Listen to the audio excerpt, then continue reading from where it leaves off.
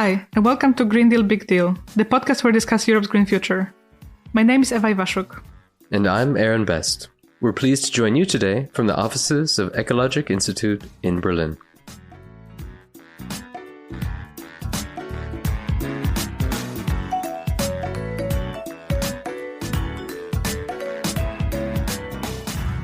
In this podcast series, we explore the ins and outs of the European Green Deal, the EU's flagship environmental initiative.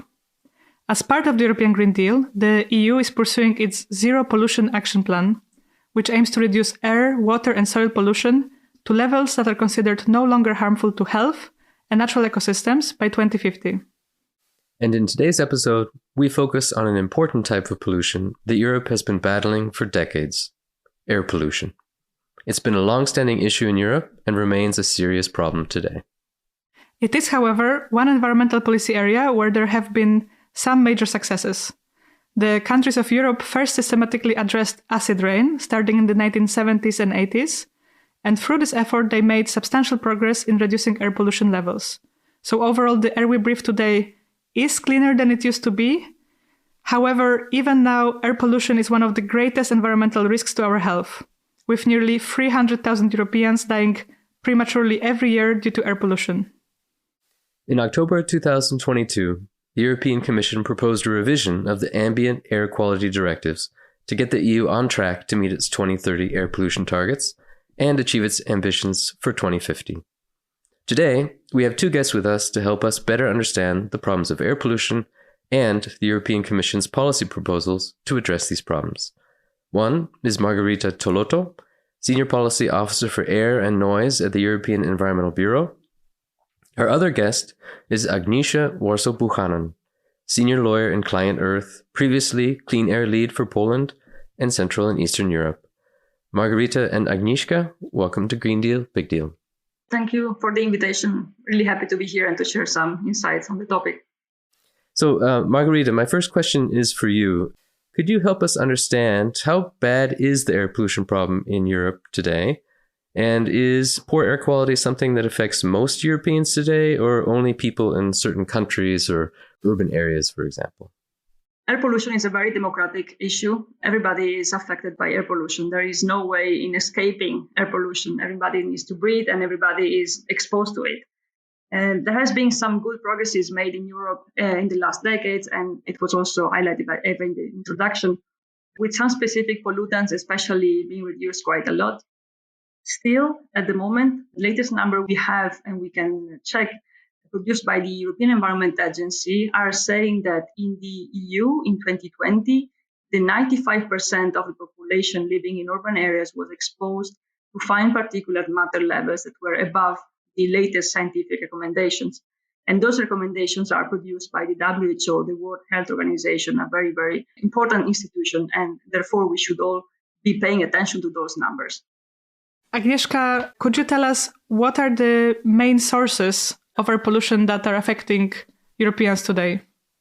This depends on the region in European Union, but there are two main sources of air pollution that are of the most concern. It is domestic heating, burning coal and wood to heat houses and transport. This is particularly visible when analyzing European Environmental Agency reports and their maps showing the concentration of pollutant such as particulate matter, nitrous dioxide, and benzoylfurane. Central and Eastern Europe, Poland and Bulgaria and also North Italy reported the highest concentration of particulate matter and benzoylfurane. And for example, in Poland, domestic heating is a source of 78% of PM2.5, 65% of PM10, and almost 10% of carbon dioxide.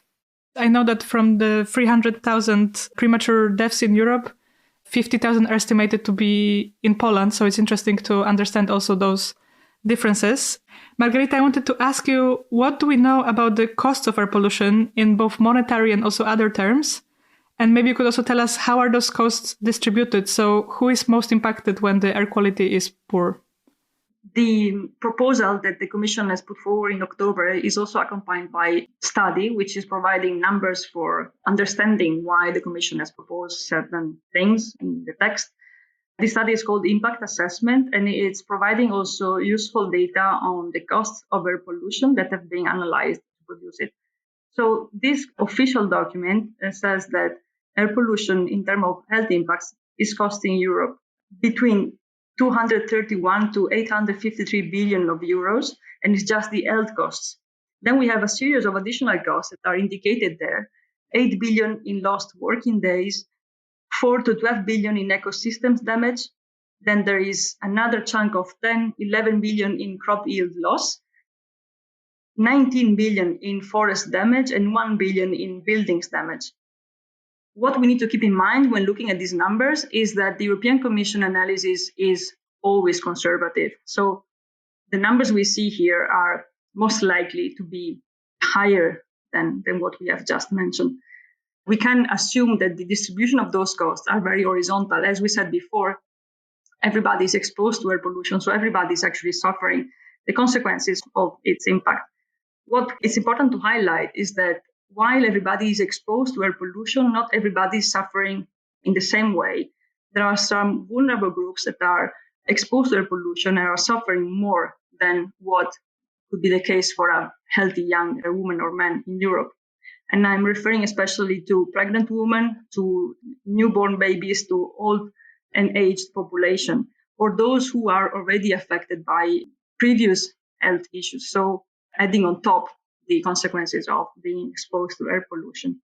As I mentioned before, there is really no way to escape air pollution.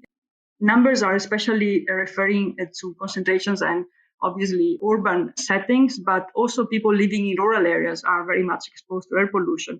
One of the major sources there being agriculture, and still very much disregarded in terms of legal obligation for reduction in Europe. You mentioned earlier that the EU is falling short of scientific standards for air pollution, especially particulate matter. And the EU is trying to address this now. Just a few months ago, in October 2022, the EU proposed stronger rules on air pollutants as part of the European Green Deal. Can you walk us through the proposed changes to the EU's ambient air quality rules? Just give us a broad overview. There are a few aspects that we are analyzing to understand the proportion of the changes that the Commission is suggesting and how much we should actually, as civil society, pushing forward in order to go beyond what the Commission has suggested. We are not happy with the Commission decision to just go for a closer alignment with WHO guidelines levels by 2030. Civil society is asking for full alignment with WHO guidelines level by 2030. So to make sure that by the year 2030, we are breathing the air that is suggested by science, assuming that and keeping in mind that there is no safe level of air pollution. So even if by 2030 we achieve WHO suggested air quality standards, we are still not sure that we are not suffering health consequences. So it's really important to make sure that the level of ambition is kept very high. Another focus for the debate that is ongoing among the EU institutions is the type of standards. So what are the standards that we think will serve the purpose of reducing air pollution at its best? And obviously, limit values are the key tool to use. Limit values are in place at the moment with the existing legislation, and they have proven to be very effective in pushing for action to reduce air pollution, and especially they have proven effective to be used in courts to demonstrate when an authority was breaching the legislation, therefore not respecting the air quality levels that they were asked to achieve. Another focus that we are having in the debate is the consideration of the role that air quality plans have to play. Just to give you a bit of a background, basically air quality plans are the instruments that nowadays have to be put in place in order to secure that air quality legislation is respected. And they are identifying measures that need to be implemented to reduce air pollution concentrations in the air. What we want to see in the new proposal, in the new legislation, is to have rules for air quality plans that are stricter in terms of delivery. So can we please make sure that we take action before the breach is in place. This is key, and this is really the priority. Once, unfortunately, the legislation is breached, we need to make sure we have the right instruments to make sure that the people affected by the damages caused by air pollution can go to court and ask for their right to breathe clean air to be respected. This is still not the case in many countries, and we have colleagues also here, Agnieszka, that is experiencing directly this in her home country. So it's really an important priority to make sure that once the breach is there, we have the instrument to act. Agnieszka, Margarita walked us through some of the broad outlines there and important issues. Maybe could you give us an insight into some of the concrete measures involved that could improve the air pollution situation in Europe? My short answer would be phasing out solid fuels, coal and wood from heating systems and energy production, which will also have a significant and positive impact on reduction of CO2 emissions. And of course, limit the use of diesel and petrol in transport. What is important is also to support and develop renewables. I think important part of this process would be decarbonization of buildings, meaning the renovation of homes, schools, hospitals, and buildings to reduce greenhouse emissions and energy bills, which will also have an impact on improving air quality. This action will happen mostly at the cities and regional levels, and hopefully will lead to redesign of our cities with more investment in clean, zero-emission public transport, the limited use of individual cars powered by fossil fuels, introduction of low-emission zones, and development of better infrastructure for bicycle and pedestrians. Obviously, we should not forget about energy efficiency, how we can save energy, and not to use more, even if in a sustainable way. And I would highlight that a Green Deal provides a framework for these specific measures to be implemented. So, Margarita, back to you.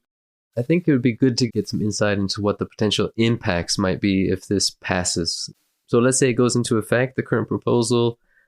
How much will premature deaths be reduced? What other relevant metrics might we be measuring and considering here? If the Commission proposal passes as it is, the Commission has announced that it will deliver a reduction of minus 55% premature deaths by 2030 compared to 2005 levels. It's a good number in the sense that obviously any premature death we can prevent, it's a positive development, but still we need to be moving much, much faster than this.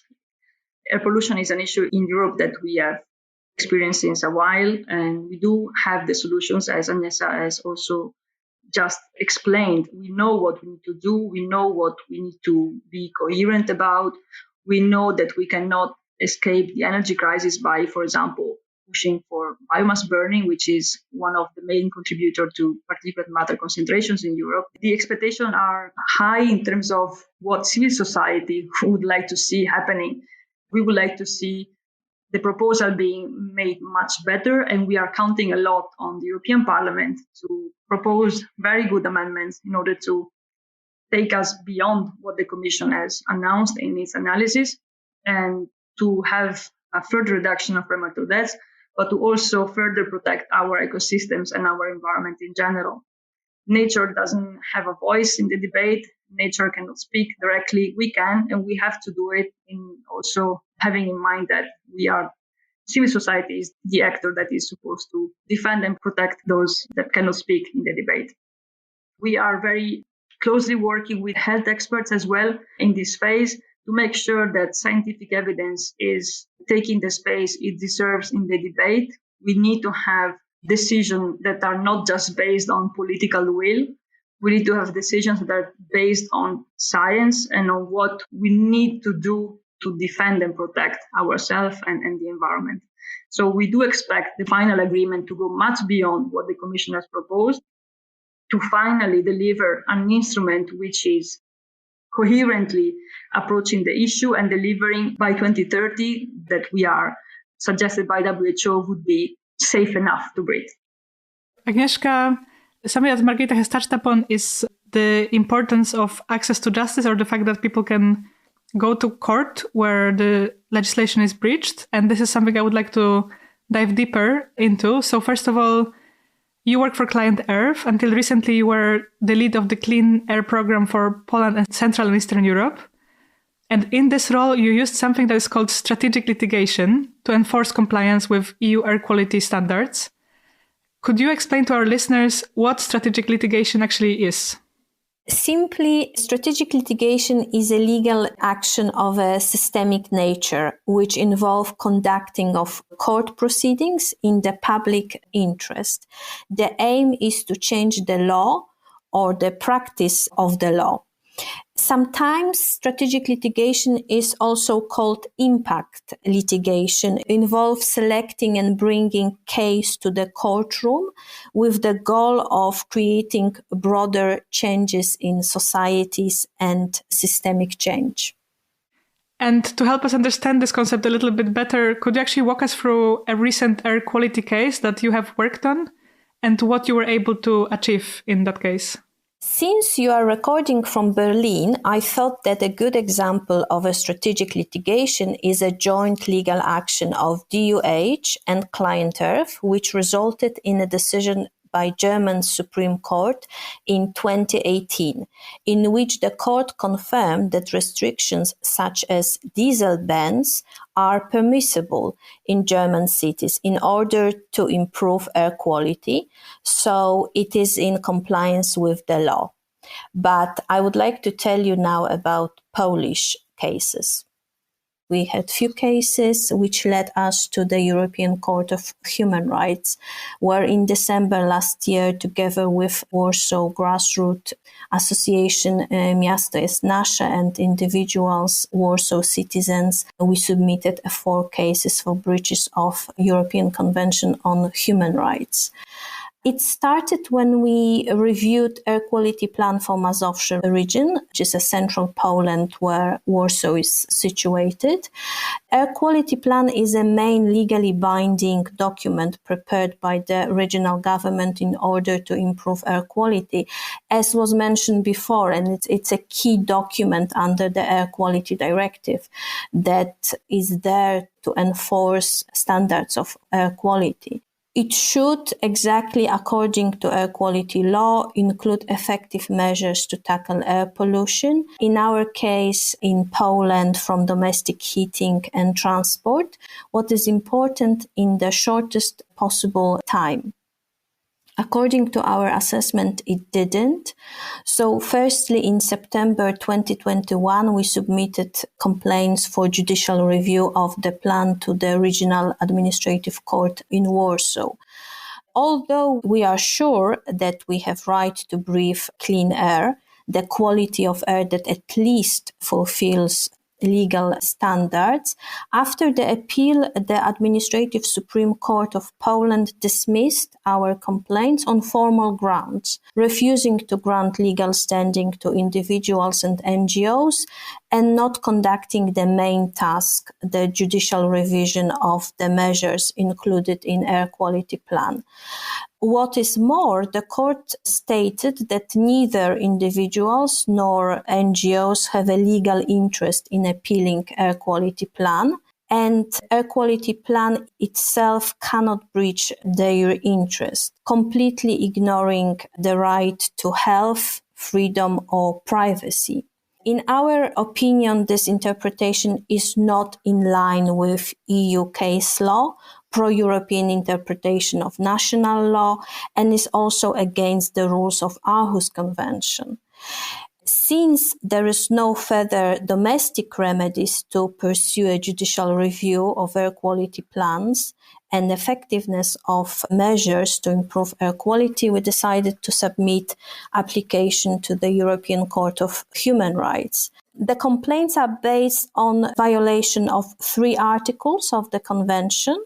The first one is Article 6, guaranteeing the right to fair trial. Article 13 on a right to effective remedy, and Article 8 guaranteeing the right to respect for private and family life in the context of right to clean and healthy air. So you may ask, what is our goal? What systemic change we want to achieve? Well, firstly, as has been already said during our discussion, air pollution creates a risk to health and affects private and family life of individuals. To establish a human right to clean and healthy air, that's one of our goals, especially in the context of everyday city life. So not related directly to, for example, industrial emissions. We had few cases like that in Strasbourg already. Here we are discussing the life in the city and citizens that are being affected by a level of pollutions that do not fulfill legally binding standards. Secondly, we would like hold Polish authorities accountable for breaches of air quality laws with the aim to finally introduce effective measures. The measures that we discussed before, phase out coal and other solid fuels from domestic heating and ensure support for decarbonization of buildings. And thirdly, address access to justice in air quality cases and open doors for individuals and NGOs for judicial review of air quality plan and effectiveness of measures, and push for needed changes in national legislation.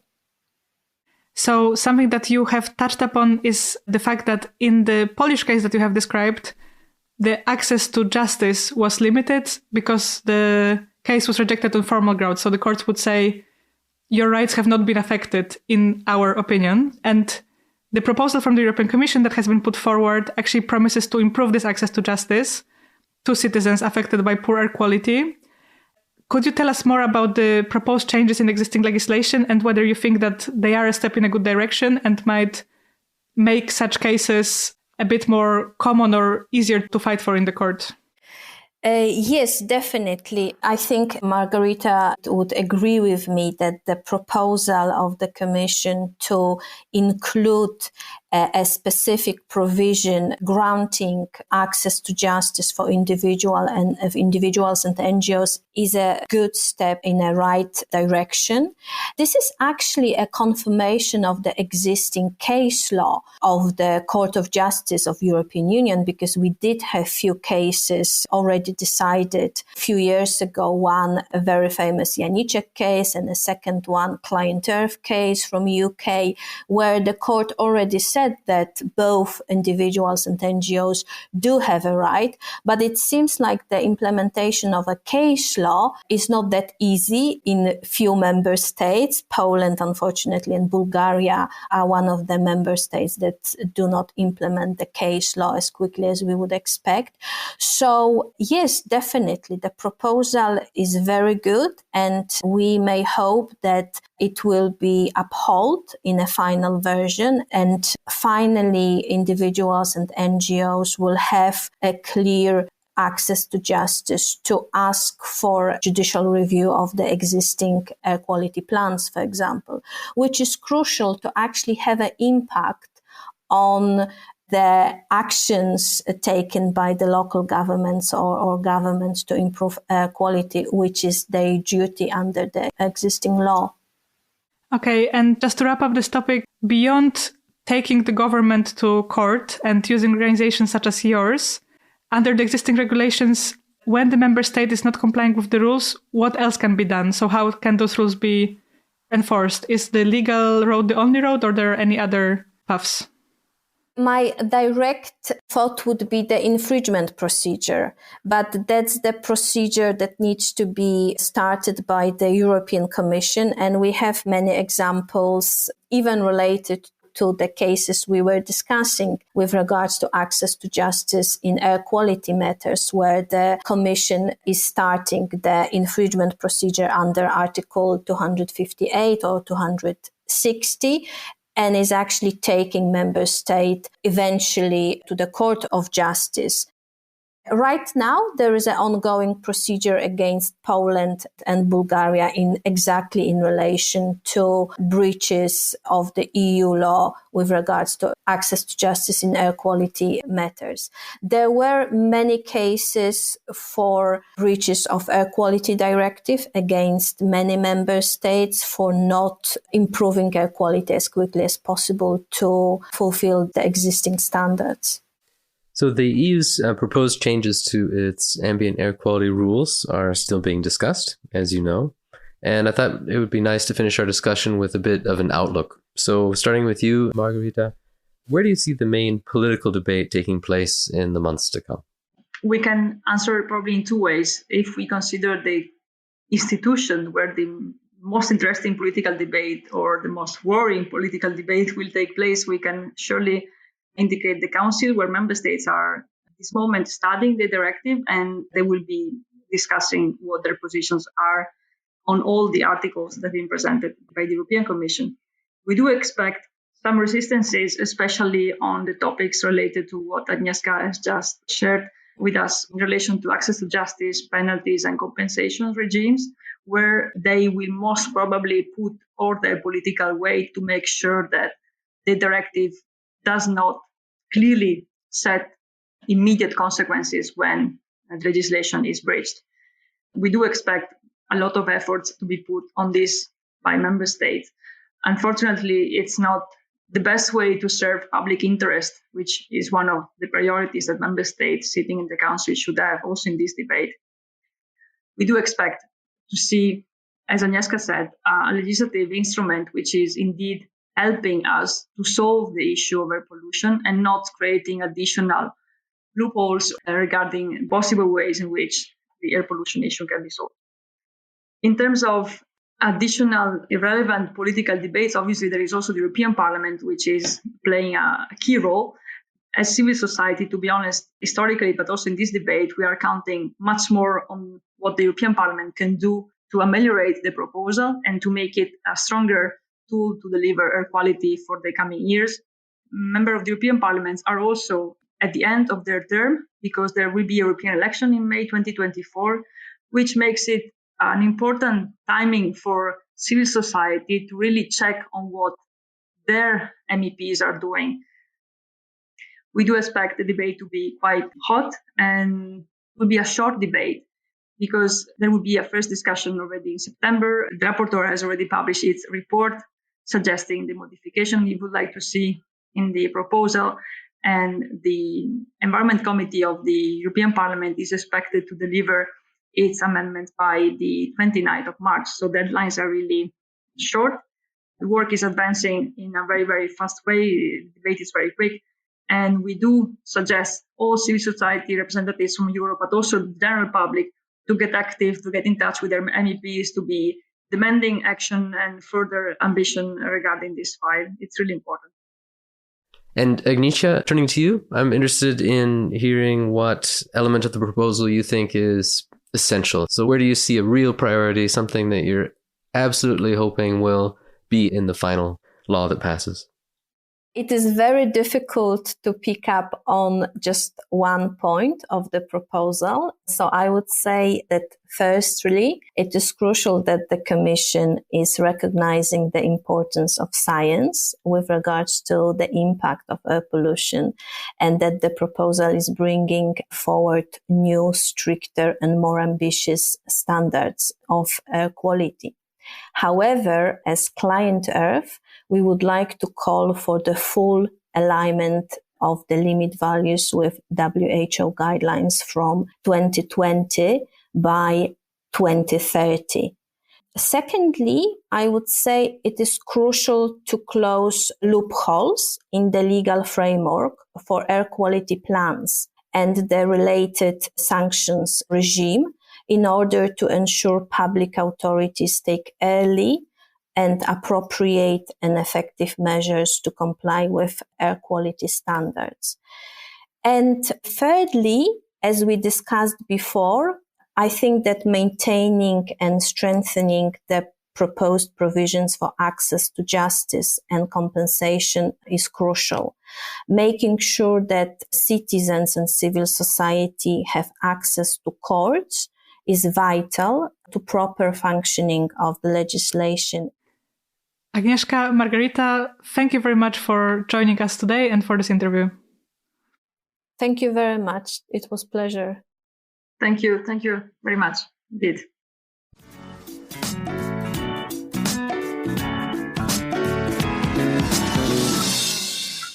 Okay, Aaron, so that was quite an interesting discussion. What is your takeaway?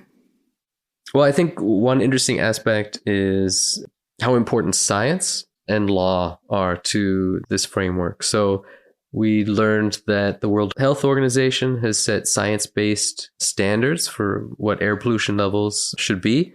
We also learned that science actually has not determined that there's any safe level of air pollution, but the World Health Organization came to some sort of idea of what that limit should be and how important these legal instruments are to then codifying these limits and making them enforceable.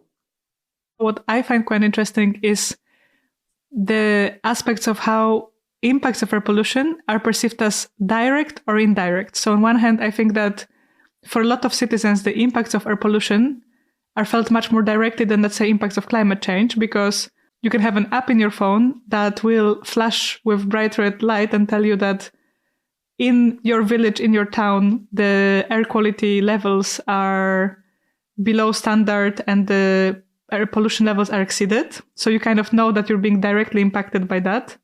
But what we heard from Agnieszka is that often the courts would argue, you are not directly impacted because you cannot really prove that your body, your concrete body is being impacted by that. And therefore, you cannot fight for your rights in the court. And I think in this context, what is interesting is to also understand, we talked about this figure of 300,000 premature deaths. And actually, it's interesting to understand methodology behind that. So it's not that anybody would have on their death certificate written, this person died prematurely because of air pollution, but rather towns of similar demographic characteristics with different levels of air pollution are being compared to model those differences. So it's more like an estimate. And therefore, this perception of whether it's a direct or indirect impact is covered there. Yeah. And we didn't get really into the economics of it, but it was mentioned, the billions of euros in costs that are represented. And those estimations also, being an environmental economist, those are also then connected to that modeling, right? So there's estimates about what is the value of a life, and there's modeling results that are about how many, premature deaths are there, therefore how many lost life years and what's the value of those.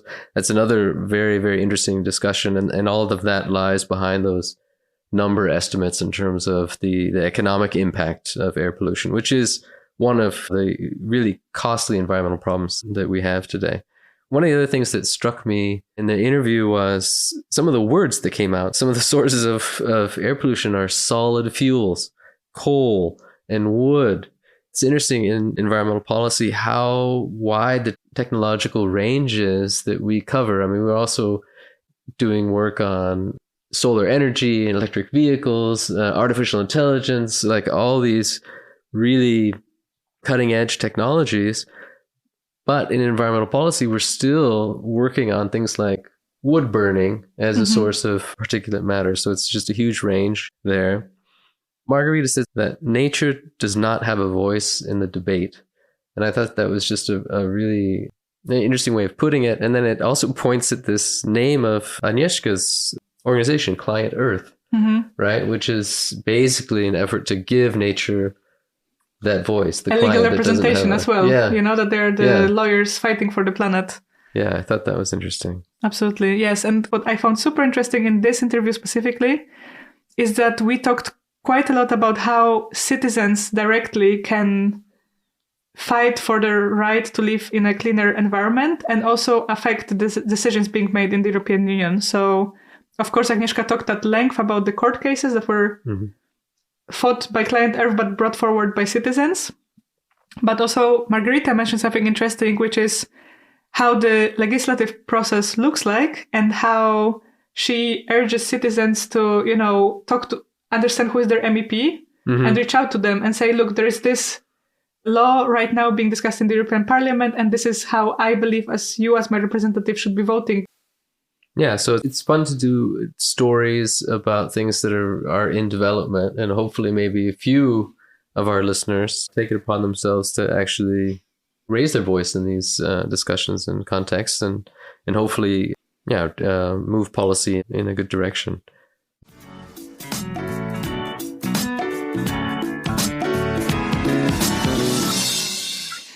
So, Aaron, before we go, we're doing this webinar series for young people across Europe. Yeah, sure.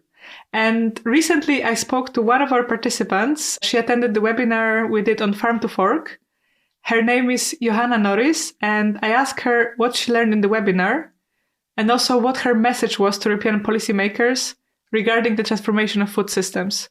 She agreed we could record the conversation, and I wanted to share a few highlights. Oh, great. Let's hear it. Hi, Johanna, and welcome to the Green Deal Big Deal podcast. It's a pleasure to have you here. Could you please tell us who you are and what you do? I work 4 days a week for a company called Regionalwertleistungen. We're based in Freiburg in Germany. And the company that I work for, we do sustainability assessments for farms with a major focus on creating financial valuations of practices that contribute to ecology and society and the regional economy. Our aim is to kind of make more visible the different practices that farmers do that contribute to these dimensions, and also give them a price tag, because that doesn't exist yet. So you have mentioned you have recently attended one of our webinars on Farm to Fork strategy, and I wanted to ask you what made you join the session?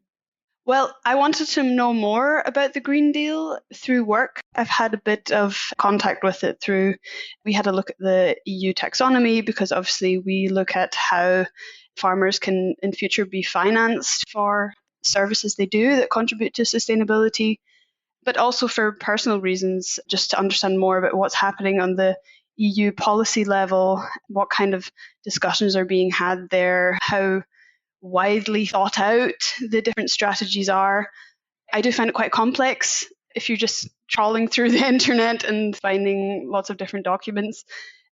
But I think something like a webinar or an event, really hearing from people who are working on these topics, that really gives much deeper insights than, 5 hours on the internet trying to read different documents. So, and I think also the fact that you directed it towards young people, that also interested me to see what other people are active in different countries in the EU. And what would you say was your takeaway from the webinar? Something which was interesting for me is that the Green Deal is largely posed as a carbon mitigation plan. The big focus is on neutrality, whereas the Farm to Fork seems a little bit more holistic. You are active professionally in the space of sustainable food systems, and also you have a strong private interest in the topic. And I wanted to ask you, what is your vision? What is your message to the European policymakers?